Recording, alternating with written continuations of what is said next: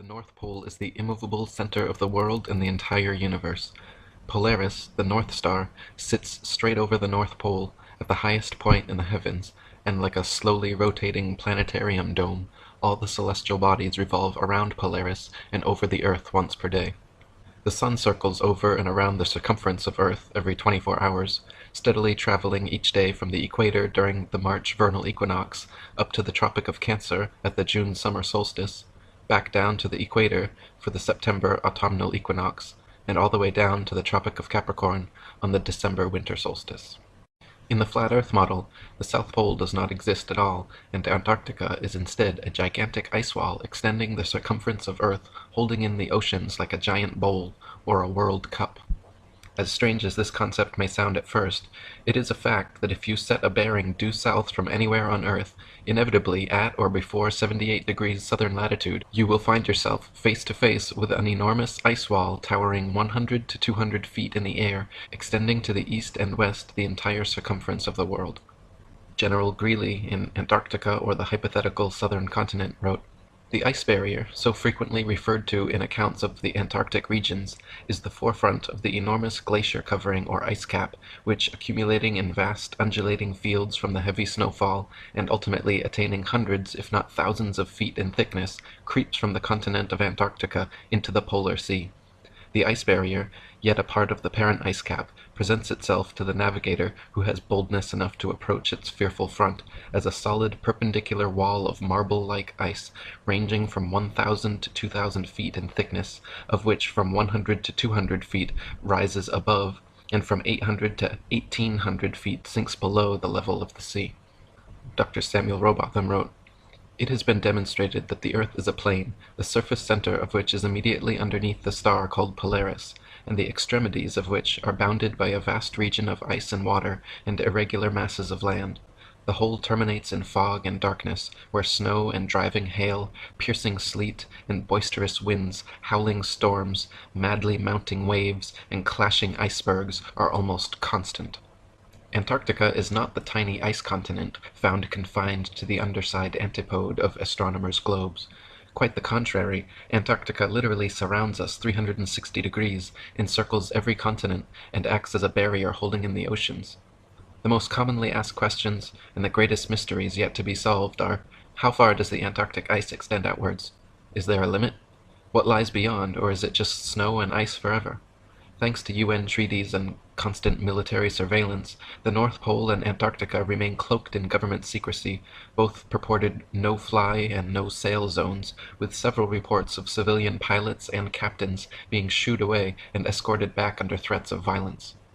Dr. Samuel Robotham wrote, "How far the ice extends, how it terminates, and what exists beyond it, are questions to which no present human experience can reply.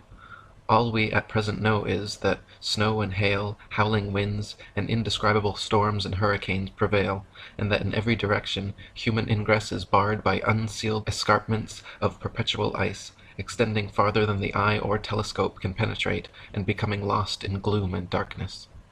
Before reaching the Antarctic ice wall, navigating the increasingly tumultuous southern oceans, explorers encounter the longest, darkest, coldest nights and the most dangerous seas and storms anywhere on Earth. Vasco da Gama, an early 16th century Portuguese explorer of the South Seas, wrote how the waves rise like mountains in height, ships are heaved up to the clouds, and apparently precipitated by circling whirlpools to the bed of the ocean. The winds are piercing cold, and so boisterous that the pilot's voice can seldom be heard, whilst a dismal and almost continual darkness adds greatly to the danger. In 1773, Captain Cook became the first modern explorer known to have breached the Antarctic Circle and reached the ice barrier. During 3 voyages lasting 3 years and 8 days, Captain Cook and his crew sailed a total of 60,000 miles along the Antarctic coastline, never once finding an inlet or path through or beyond the massive glacial wall. Captain Cook wrote, "The ice extended east and west far beyond the reach of our sight, while the southern half of the horizon was illuminated by rays of light, which were reflected from the ice to a considerable height. It was indeed my opinion that this ice extends quite to the pole, or perhaps joins some land to which it has been fixed since creation." On October 5, 1839, another explorer, James Clark Ross, began a series of Antarctic voyages lasting a total of 4 years and 5 months. Ross and his crew sailed 2 heavily armored warships thousands of miles, losing many men from hurricanes and icebergs, looking for an entry point beyond the southern glacial wall. Upon first confronting the massive barrier, Captain Ross wrote of the wall, "Extending from its eastern extreme point as far as the eye could discern to the eastward, it presented an extraordinary appearance, gradually increasing in height as we got nearer to it, and proving at length to be a perpendicular cliff of ice, between 150 feet and 200 feet above the level of the sea, perfectly flat and level at the top, and without any fissures or promontories on its even seaward face. We might with equal chance of success try to sail through the cliffs of Dover as penetrate such a mass." William Carpenter wrote, "Yes, but we can circumnavigate the south easily enough, is often said by those who don't know. The British ship Challenger recently completed the circuit of the southern region, indirectly to be sure, but she was 3 years about it, and traversed nearly 69,000 miles, a stretch long enough to have taken her 6 times round on the globular hypothesis."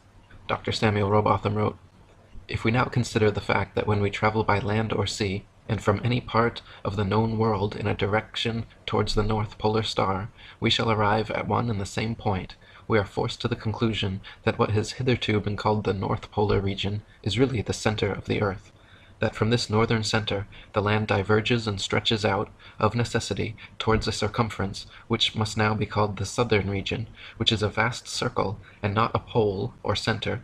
In this and other ways, all the great navigators have been frustrated in their efforts, and have been more or less confounded in their attempts to sail round the earth upon or beyond the Antarctic Circle.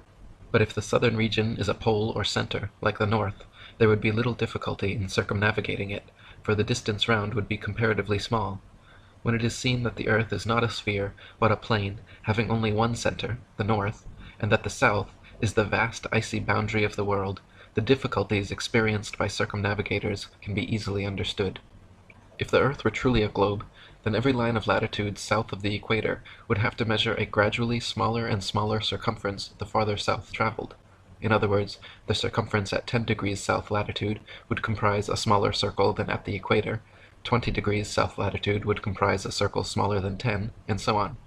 If, however, the earth is an extended plane, then every line of latitude south of the equator should measure a gradually larger and larger circumference the farther south traveled.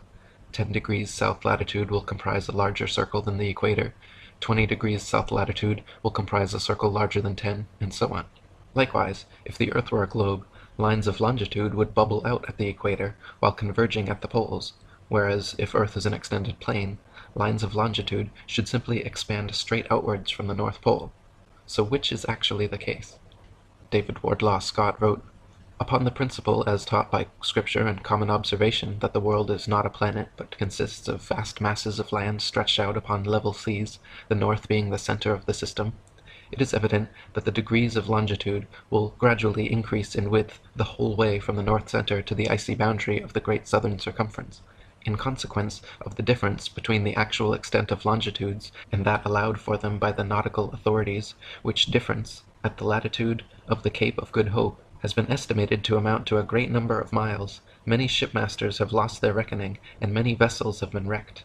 Ship captains, who have been educated in the globular theory, know not how to account for their getting so much out of their course in southern latitudes, and generally put it down to currents. But this reason is futile, for although currents may exist, they do not usually run in opposite directions, and vessels are frequently wrecked whether sailing east or west."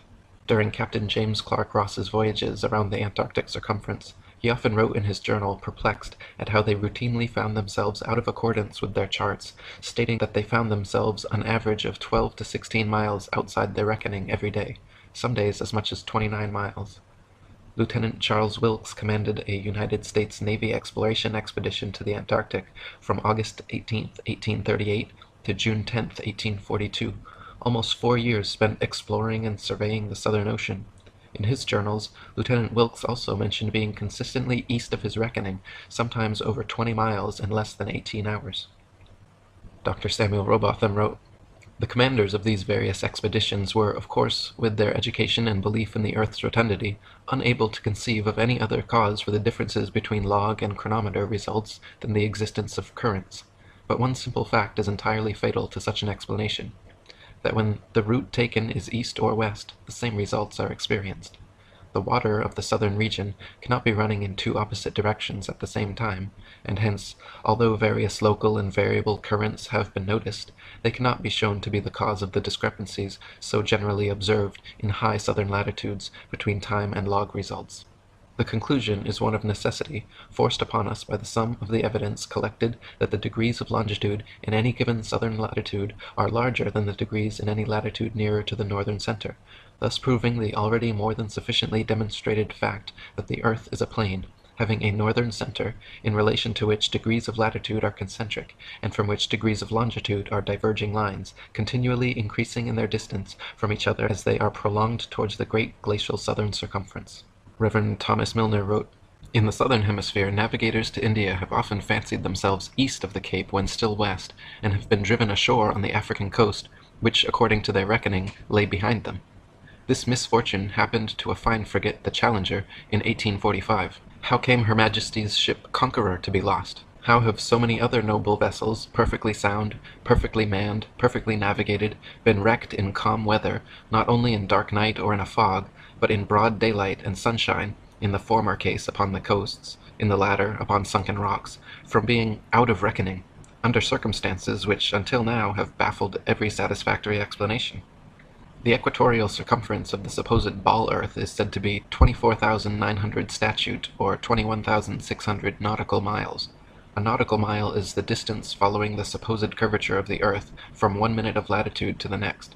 A statute mile is the straight line distance between the two, not taking into account Earth's alleged curvature. The Australian Handbook Almanac Shippers and Importers Directory states that the distance between Sydney and Nelson is 1,400 nautical, or 1,633 statute miles. Allowing a more than sufficient 83 miles as the distance for rounding Cape Farewell and sailing up Tasman Bay to Nelson leaves 1,550 statute miles as the straight line distance from the meridian of Sydney to the meridian of Nelson. Their given difference in longitude is 22 degrees, 2 minutes, 14 seconds. Therefore, if 22 degrees, 2 minutes, 14 seconds out of 360 is 1,550 miles, the entirety measures 25,182 miles. This is larger than the Earth is said to be at the equator, and 4,262 miles greater than it would be at Sydney's southern latitude on a globe of said proportions. 1/360th part of 25,182 gives 70 miles as the distance between each degree of longitude at Sydney's 34 degrees southern latitude. On a globe 25,000 miles in equatorial circumference, however, degrees of longitude at 34 degrees latitude would be only 58 miles, a full 12 miles per degree less than reality. This perfectly explains why Ross and other navigators in the deep south experienced 12+ mile daily discrepancies between their reckoning and reality. The farther south traveled, the farther the divide. Dr. Samuel Robotham wrote, "From near Cape Horn, Chile, to Port Phillip in Melbourne, Australia, the distance is 9,000 miles. These two places are 143 degrees of longitude from each other. Therefore the whole extent of the Earth's circumference is a mere arithmetical question. If 143 degrees make 9,000 miles, what will be the distance made by the whole 360 degrees into which the surface is divided? The answer is 22,657 miles, or 8,357 miles more than the theory of rotundity would permit. It must be borne in mind, however, that the above distances are nautical measure, which, reduced to statute miles, gives the actual distance round the southern region at a given latitude as 26,433 statute miles, or nearly 1,500 miles more than the largest circumference ever assigned to the earth at the equator. Similar calculations made from the Cape of Good Hope, South Africa, to Melbourne, Australia, at an average latitude of 35.5 degrees south, have given an approximate figure of over 25,000 miles, which is again equal to or greater than the Earth's supposed greatest circumference at the equator. Calculations from Sydney, Australia to Wellington, New Zealand, at an average of 37.5 degrees south, have given an approximate circumference of 25,500 miles, greater still. According to the ball earth theory, the circumference of the Earth at 37.5 degrees southern latitude should be only 19,757 statute miles, almost 6,000 miles less than such practical measurements. Dr. Samuel Robotham wrote, "The above calculations are, as already stated, only approximate, but as liberal allowances have been made for irregularities of route, etc., they are sufficiently accurate to prove that the degrees of longitude, as we proceed southwards, do not diminish, as they would upon a globe, but expand or increase, as they must if the earth is a plane, or, in other words, the farthest point, or greatest latitude south, must have the greatest circumference and degrees of longitude. And William Carpenter wrote, "Parallels of latitude only, of all imaginary lines on the surface of the earth, are circles, which increase progressively from the northern center to the southern circumference.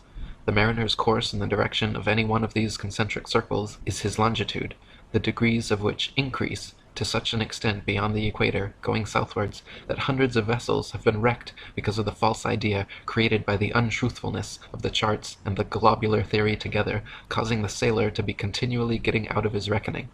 With a map of the earth in its true form, all difficulty is done away with, and ships may be conducted anywhere with perfect safety. This, then, is a very important practical proof that the earth is not a globe." I phoned up Antarctica. There's like a tourist umbrella you have to go through, and I sort of said, "Oh, I've got loads of money. I've got boats in Hawaii and India," which I don't. And me and some friends were going to hack down to Antarctica and walk across it. And I got loads of emails off these people saying, "No, you don't. No, you don't. Fill out your permits. You've got Orange membership. And fill out this. Why are you coming?" I got like totally hammered just for saying I'm coming to Antarctica.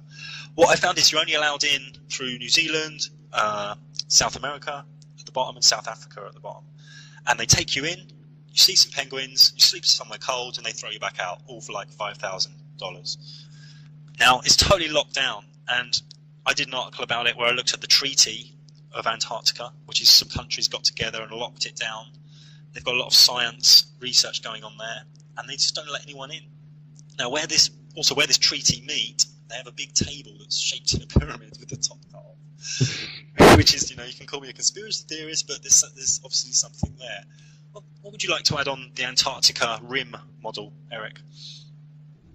Yeah, so Antarctica is not just the tiny ice continent on the bottom of the globe that it shows, but it is the case that no matter where you are on Earth, if you go southwards from there, you'll hit Antarctica. So if you imagine expanding that little Antarctic continent on the bottom of the globe out to an ice rim all the way across, around the Earth, rather, the North Pole being in the center, anywhere you go in a straight line, you will end up going to the ice wall. Yeah, and many boats through, since the 40s, 50s have talked about my instruments went crazy, there were ice walls for hundreds of miles, I got lost. There's so many of these stories. Yeah, and so they say that there's a South Pole somewhere too on part of that guided tour that you're talking about. They've got an arbitrary point along the Antarctic ice that they've put a red and white barbershop pole with a ball earth on top of it and claim that that's the South Pole. But they even admit that it's not the real South Pole because the real geomagnetic South Pole is constantly moving. So since it's constantly moving, you're never really going to be able to see it. But the reality is they can't have people going down there with a compass and checking to see if it really is the South Pole. Last year, Prince Harry was down there, and he basically just made some filming. He was with Rupert and Tarquin and a few of his friends. And the story was, it was on all the mainstream news, Prince Harry in Antarctica. Oh, we had to go back, it was just too cold, my foot got blisters and frostbite. What the message to the subconscious is, it doesn't matter how rich you are, don't go there, it's too cold. Now that Prince Harry and a team of injured servicemen and women have been walking to the South Pole, well, they've got there, they've completed the 200-mile Walking with the Wounded South Pole Challenge, that's its proper name. They've spent more than 3 weeks trekking through Antarctica, and this was what it sounded like at the moment when they arrived at the bottom of the world. Let's go!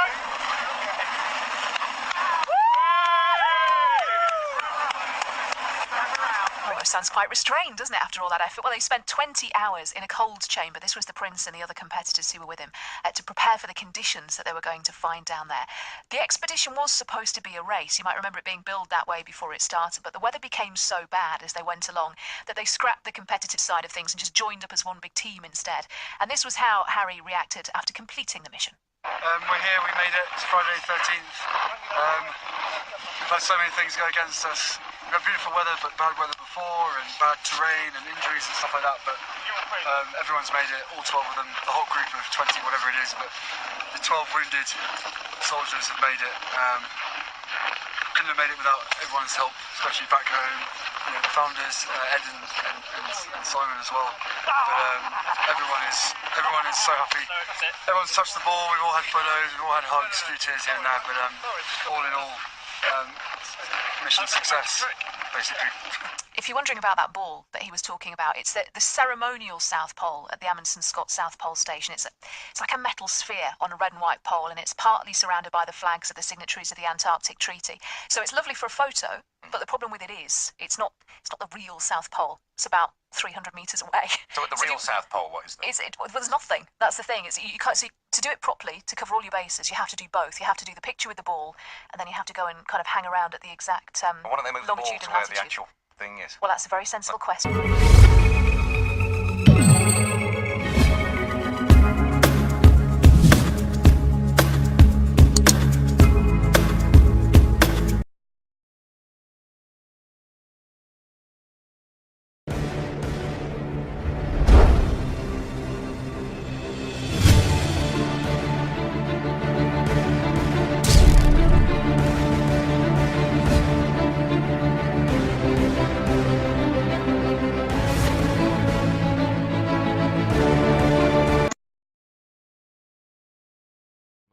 The North Pole is the immovable center of the world and the entire universe.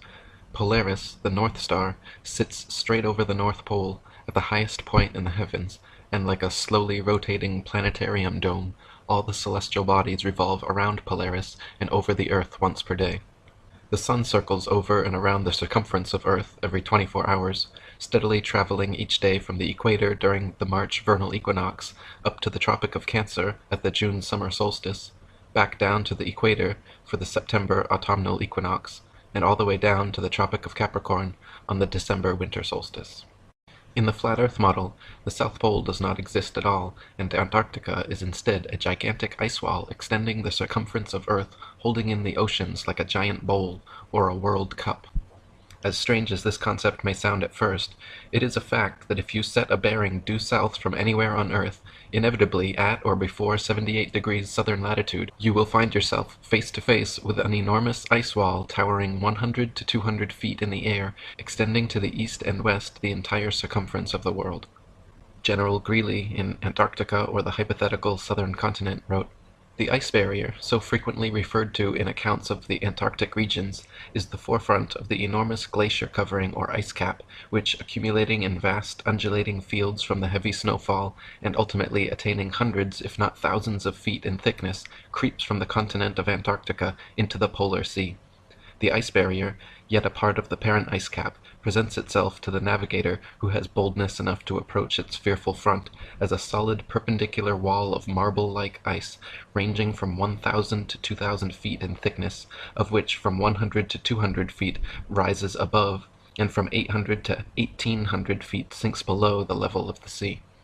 Dr. Samuel Robotham wrote, "It has been demonstrated that the Earth is a plane, the surface center of which is immediately underneath the star called Polaris, and the extremities of which are bounded by a vast region of ice and water and irregular masses of land. The whole terminates in fog and darkness, where snow and driving hail, piercing sleet, and boisterous winds, howling storms, madly mounting waves, and clashing icebergs are almost constant. Antarctica is not the tiny ice continent found confined to the underside antipode of astronomers' globes. Quite the contrary, Antarctica literally surrounds us 360 degrees, encircles every continent, and acts as a barrier holding in the oceans. The most commonly asked questions, and the greatest mysteries yet to be solved, are: how far does the Antarctic ice extend